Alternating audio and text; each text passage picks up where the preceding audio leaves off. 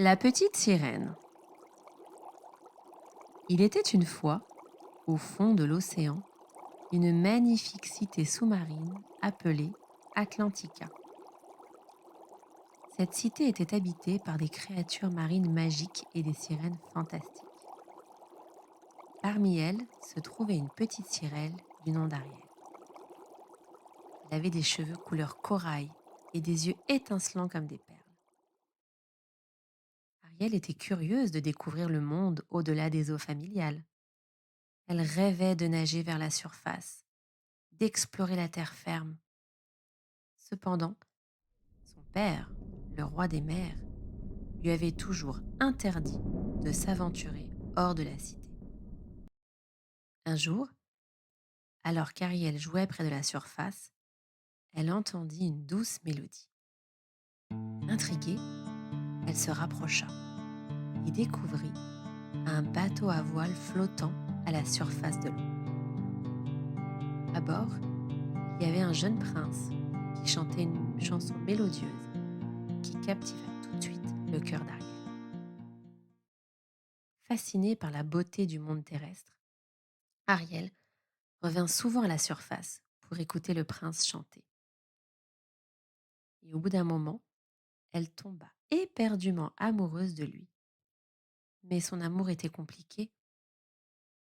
Elle était une sirène et lui un être humain. Désespérée, Ariel décida de faire appel à la sorcière de l'océan, Ursula, pour obtenir de l'aide. Mais Ursula était rusée et avide de pouvoir. Elle accepta de donner à Ariel une paire de jambes humaines en échange de sa voix mélodieuse. Ariel hésita et accepta à contre-cœur, espérant ainsi rejoindre le cœur du prince. Attention, fit Ursula. Si le prince ne t'embrasse pas avant 3 jours, tu deviendras une écume de mer pour toujours. Ariel eut un peu peur, mais elle accepta. La transformation eut lieu et Ariel se retrouva avec des jambes un peu fragiles qui remplacèrent sa magnifique queue de poisson. Elle émergea de l'océan ressemblant à une princesse humaine et se dirigea vers la plage où se trouvait le prince. Cependant, sans sa voix enchanteuse, Ariel ne pouvait pas communiquer avec le prince. Malgré ses efforts pour se faire remarquer, il ne la reconnut pas. Il l'avait aperçue sur un rocher, mais il ne la reconnut pas. Le cœur brisé, Ariel réalisa le prix qu'elle avait payé pour son désir de vivre sur Terre. Elle avait 3 jours pour que le prince tombe amoureux d'elle. Sinon, elle deviendrait une écume. Elle ne désespéra pas et remarqua qu'au bout de 2 jours, le prince commençait à l'apprécier. Pendant ce temps, Ursula, ayant peur que la petite sirène réussisse à se faire aimer du prince, piqua une colère.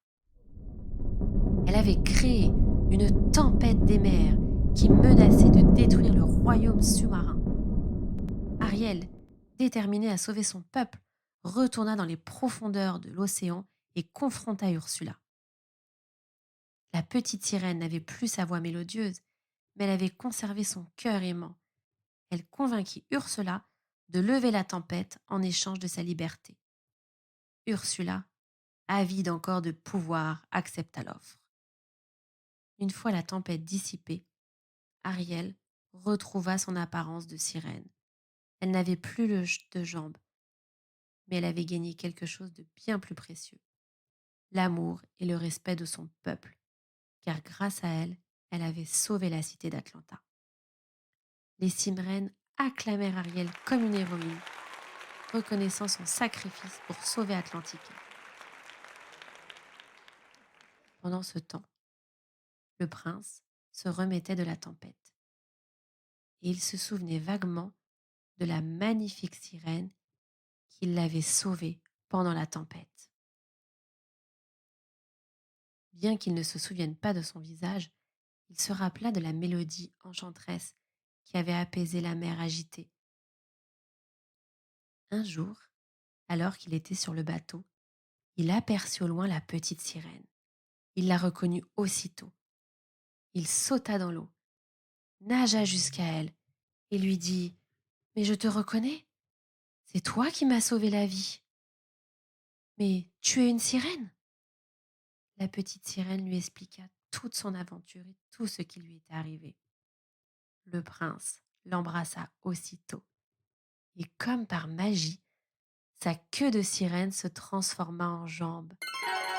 Le prince tomba amoureux d'elle et ce fut Ursula qui se transforma en écume pour toujours. La petite sirène et le prince étaient entourés de la beauté et de la magie de l'océan, avec une famille aimante qui partageait son amour pour la musique.